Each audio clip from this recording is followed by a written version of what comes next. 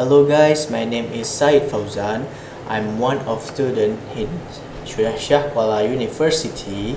So in this time, I will read aloud. Quick brief. Mrs Anisah, which is our lecturer in literal reading class, told us that the midterm exams is gonna be read aloud. So we're gonna read stories with a tone. Without further ado, let's begin. By the way, I'm taking a little about clockwork gift. So yeah, that's my title. So let's go. The Clockmaker's Gift. In a quaint little town called Eldridge, there lived an old clockmaker named Mr. Thompson. He was known for his exquisite craftsmanship and the magical aura that surrounded his shop. The townspeople often marveled at the intricate design of his clocks, each one telling not just time but also stories of their own. Mr. Thompson had a reputation for being a bit of a recluse. He rarely left his shop, spending countless hours tinkering with gears and springs. His most prized possession was an ancient clock that stood proudly in the center of his workshop.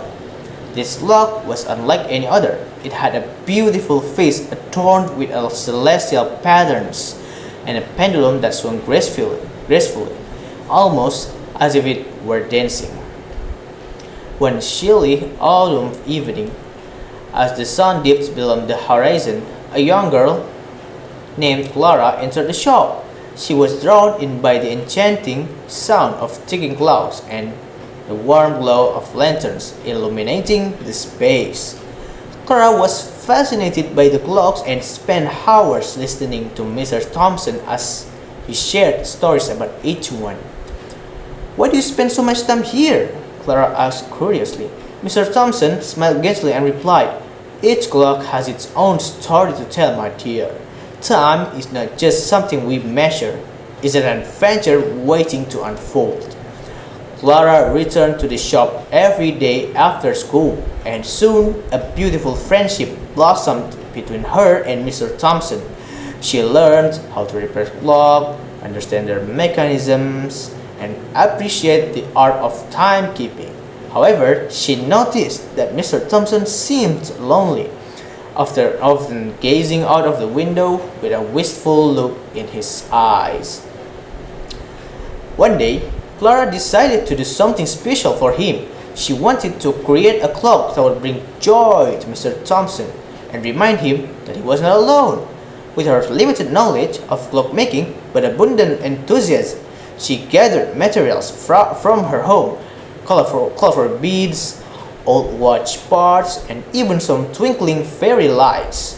After days of hard work, Clara finally completed her masterpiece, a vibrant clock decorated with flowers made from beads and lights that twinkled like stars.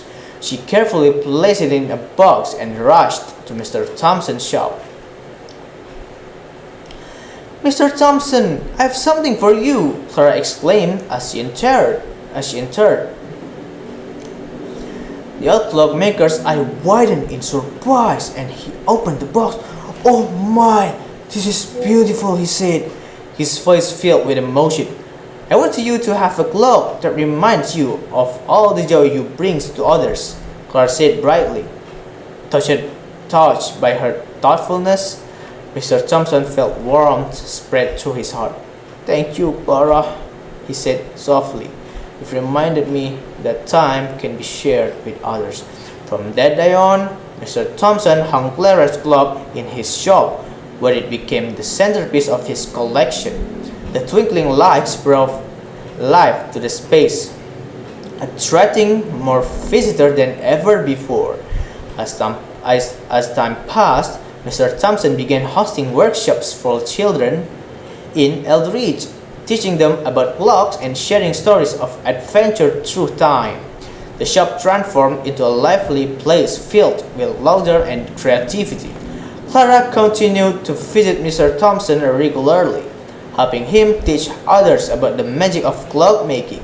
Together, they created not just clocks but also cherished memories that would last a lifetime. Years later, when Mr. Thompson grew old and decided to retire, he entrusted his beloved shop to Clara.